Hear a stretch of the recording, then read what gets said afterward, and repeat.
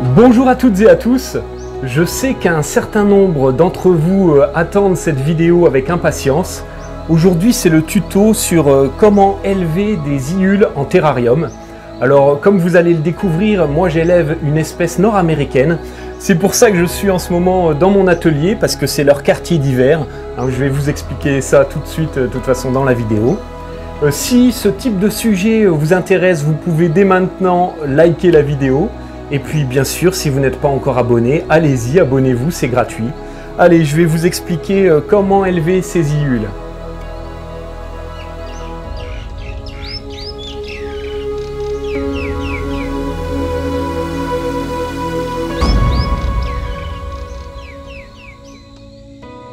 C'est pas la première vidéo où je vous parle de ces mille pattes incroyables que l'on peut élever chez soi en terrarium.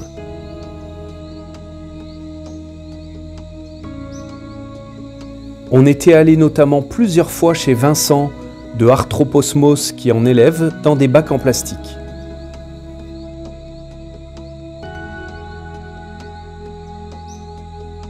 Il en existe de nombreuses espèces, de couleurs et de tailles différentes.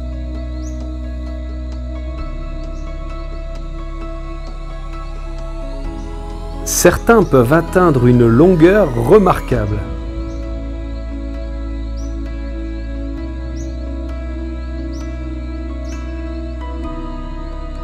La plupart des espèces évoluent sur le sol ou même dans le substrat, et certaines, comme celle-ci, peuvent même être légèrement arboricoles.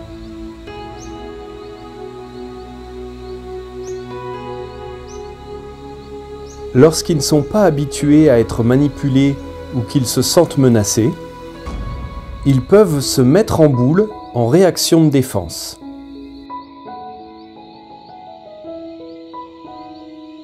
Certaines espèces peuvent même sécréter une substance irritante et colorante pour la peau.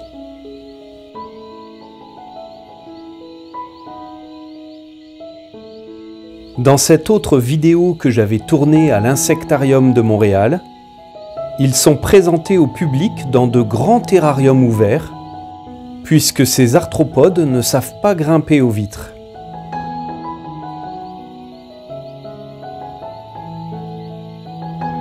Mais on peut aussi beaucoup plus simplement les élever comme ici dans des grands bacs en plastique.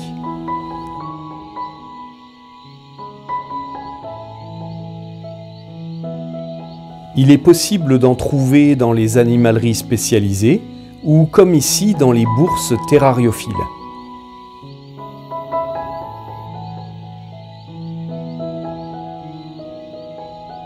J'ai eu l'occasion d'en observer plusieurs espèces dans leur milieu naturel. Par exemple, celui-ci sous une écorce, dans une forêt sèche de Madagascar.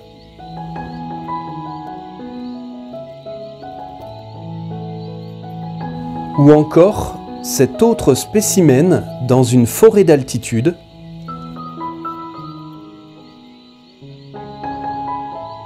En train de brouter du lichen sur une roche.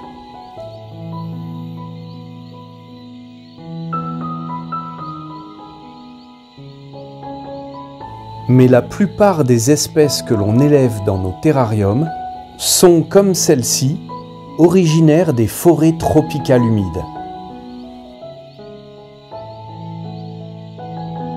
Ce sont des détritivores qui se nourrissent des débris végétaux et des fruits tombés sur le sol, comme cette petite baie.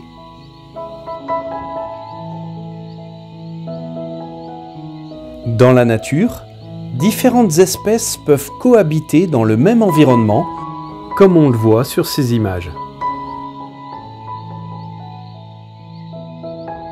Par contre, en terrarium, il sera préférable de n'élever qu'une espèce par bac pour éviter tout risque d'hybridation.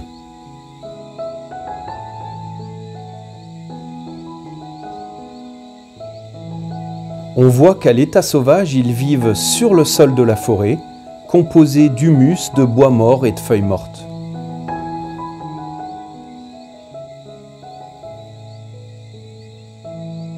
Ici, au Canada, l'espèce que l'on trouve la plus facilement à la vente dans les animaleries ou les expositions terrariophiles, c'est le mille-pattes d'Amérique du Nord.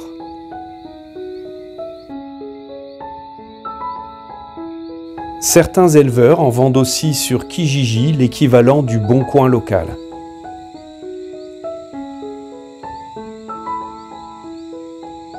Comme ses cousins tropicaux, cette espèce vit à l'état sauvage dans les forêts de feuillus. On en trouve notamment dans les souches de bois mort bien pourries dont il se nourrit.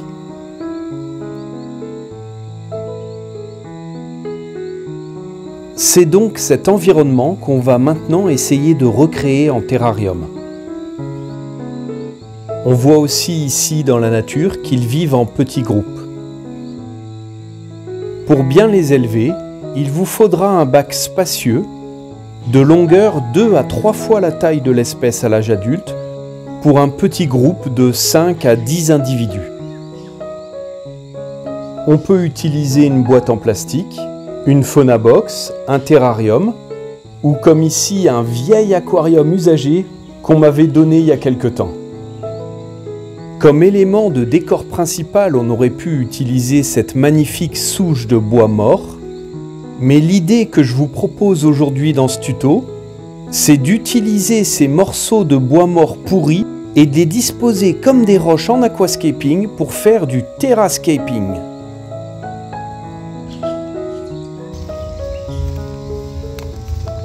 Pour aménager leur terrarium, je commence donc par aller chercher en forêt du bois mort blanc bien pourri.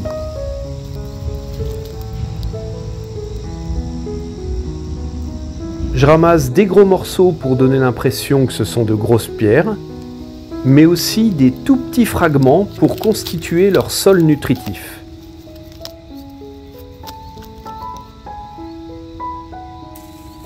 Il faut choisir du bois mort bien pourri qui s'effrite facilement entre les doigts. Je ramasse également un peu de mousse puisque c'est autorisé ici au Québec. Voilà ma récolte qui va me servir à composer mon décor. Je positionne mes morceaux de bois comme on pourrait le faire avec des pierres en aquascaping.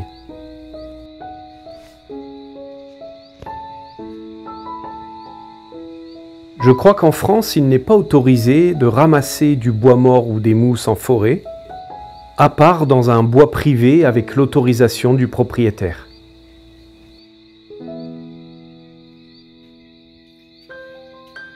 Une fois qu'on a aménagé notre hardscape, on va maintenant constituer le substrat nutritif qui sera l'apport principal en nourriture pour nos iules. On ajoutera les mousses à la fin pour la décoration. Le substrat sera principalement composé de bois mort broyé, de feuilles mortes et d'humus de forêt. Vous pouvez également ajouter des coquilles d'œufs finement broyées et d'autres éléments comme je vous l'ai montré dans ma dernière vidéo sur les isopodes.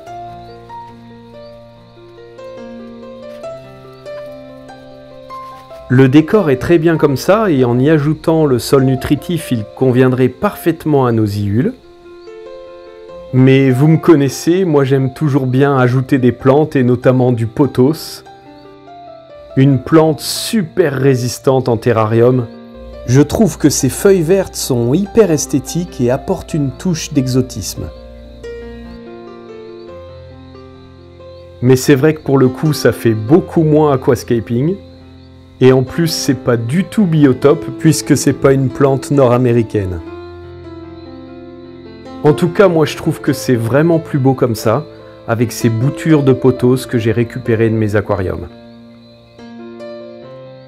Vous l'avez peut-être remarqué, on a entièrement rempli tout l'arrière-plan avec le substrat nutritif qu'on a préparé.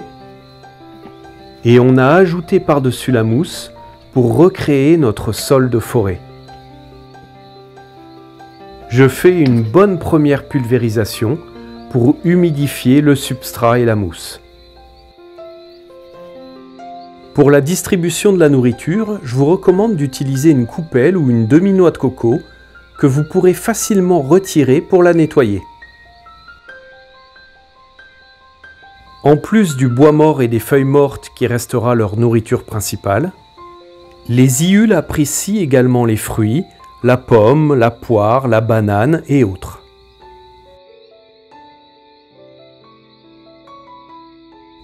Détritivores opportunistes, ils mangent une grande variété d'aliments.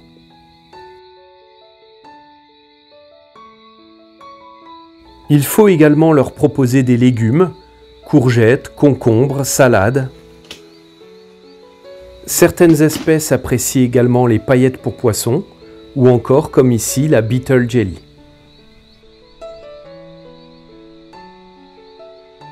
Ils sont plutôt nocturnes, mais certains individus n'hésitent pas à sortir pour manger pendant la journée.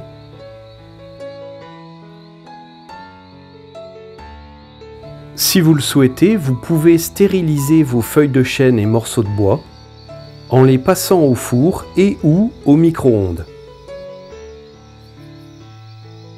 Ça réduira le risque d'avoir des parasites dans le terrarium.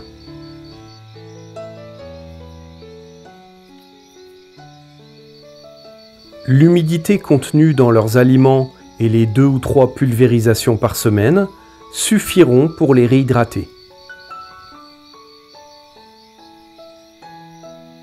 Néanmoins, vous pouvez quand même en plus ajouter une éponge naturelle imbibée d'eau que vous placerez dans une petite coupelle ou dans une demi-coquille de noix.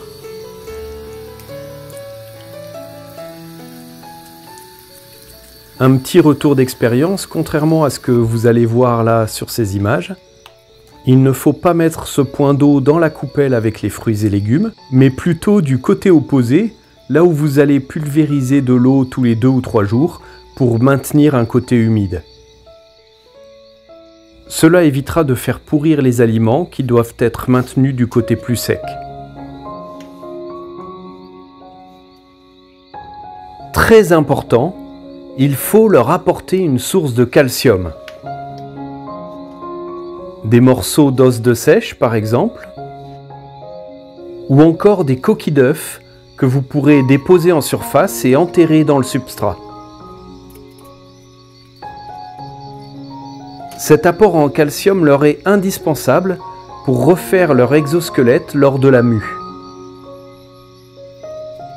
Vous pouvez aussi ajouter de la poudre de calcium pour reptiles. Ils peuvent effectuer leur mue à l'abri sous un morceau de bois, mais la plupart du temps, ils s'enterreront profondément dans le substrat pendant cette phase délicate. C'est pour ça qu'il est important d'avoir une importante épaisseur de substrat, au moins à l'arrière de votre terrarium, 15 à 20 cm ou même plus si c'est possible. Personnellement, j'aime bien aussi ajouter un petit morceau de charbon de bois qu'ils viendront grignoter s'ils le souhaitent. Une fois que le terrarium est prêt et que les paramètres de température et d'hygrométrie sont sous contrôle, on va pouvoir y intégrer nos mille-pattes. Ici, 5 individus, adultes et plus jeunes.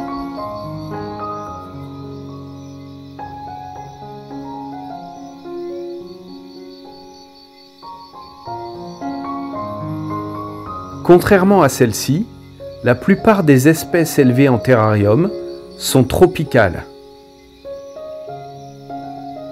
Il faudra donc leur proposer un environnement chaud et humide.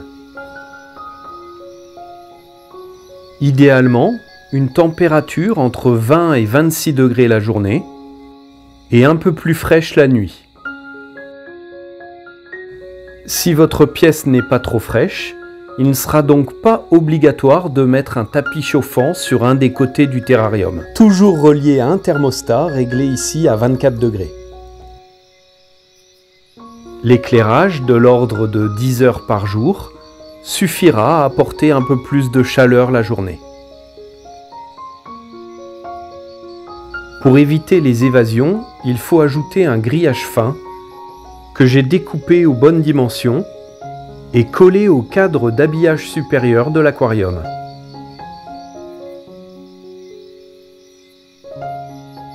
Pour les espèces tropicales qui demandent plus d'humidité, vous pourrez couvrir une partie du couvercle.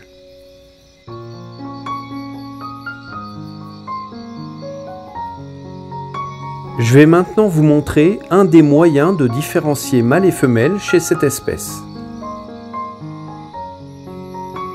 Le mâle a un segment plus large à l'avant du corps.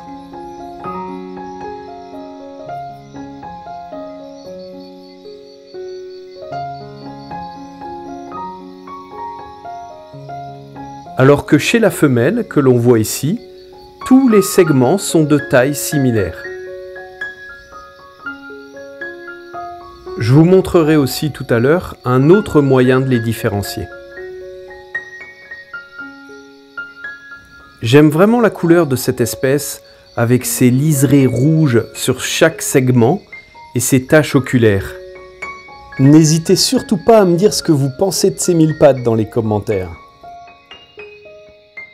Pour l'espèce d'Iule que j'élève, qui est originaire d'Amérique du Nord, je dois en plus recréer une période plus fraîche de 3 à 4 mois. C'est pour ça qu'ils sont en ce moment dans mon atelier et ça va permettre comme ça au printemps de resimuler une hausse des températures pour à nouveau restimuler la reproduction.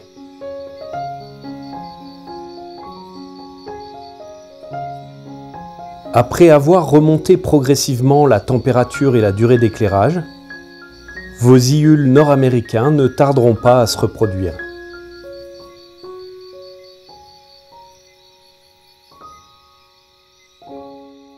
La parade nuptiale est intéressante à observer. Le mâle monte sur le dos de la femelle et l'incite doucement à se retourner ventre contre ventre.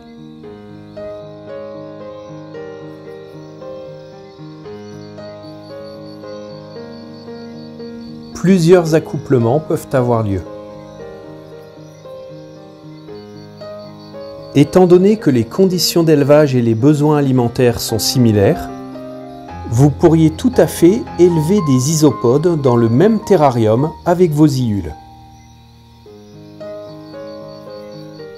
Si vous n'avez pas de pièces suffisamment fraîches pour hiverner vos Iules, si vous élevez cette espèce nord-américaine, vous pouvez les mettre dans un bac rempli de substrat dans le réfrigérateur. Ou encore dans un cabanon à l'extérieur à l'abri du soleil avec un tapis chauffant réglé à 5 degrés pour que la température ne descende jamais en dessous et qu'il ne gèle pas. Comme les Iules sont principalement nocturnes, les accouplements ont généralement lieu la nuit.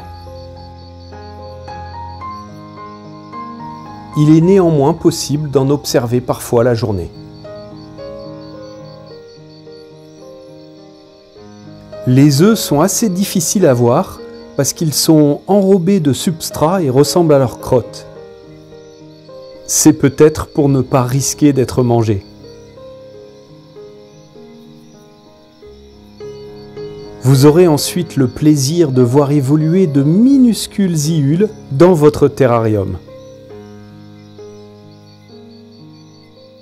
Les jeunes peuvent être laissés avec les adultes. Pour finir, je vais vous montrer une autre façon de différencier le mâle, ici, et la femelle.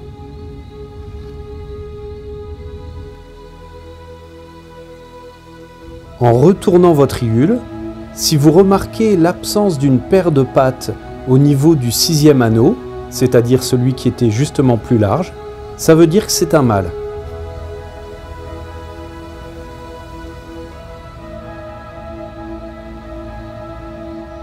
Ce sont des animaux fragiles, il faut donc les manipuler délicatement.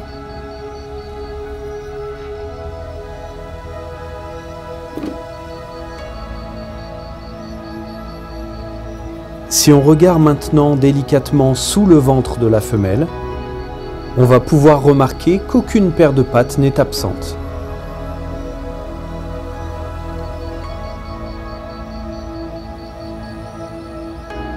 Allez, je vais la laisser tranquille et la remettre dans son terrarium.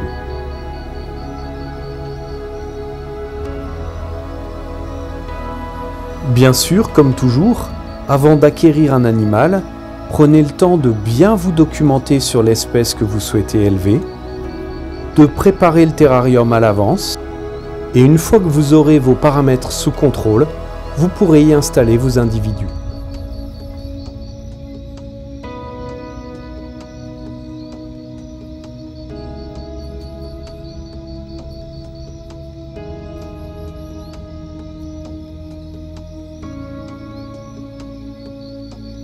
Voilà, c'est la fin de cette vidéo. J'espère que ça vous aura carrément intéressé. N'hésitez pas à me le dire dans les commentaires et à me faire part aussi de vos expériences. Bien sûr, pour soutenir la chaîne, n'hésitez pas à liker la vidéo, elle sera mieux référencée. Et puis, comme toujours, le plus important, abonnez-vous à la chaîne. On a maintenant largement dépassé les 10 000 abonnés. Donc voilà, on continue à croître, c'est super intéressant. Donc voilà, je vais continuer à vous proposer de nouvelles vidéos. Allez, je vous dis à très bientôt. Au revoir.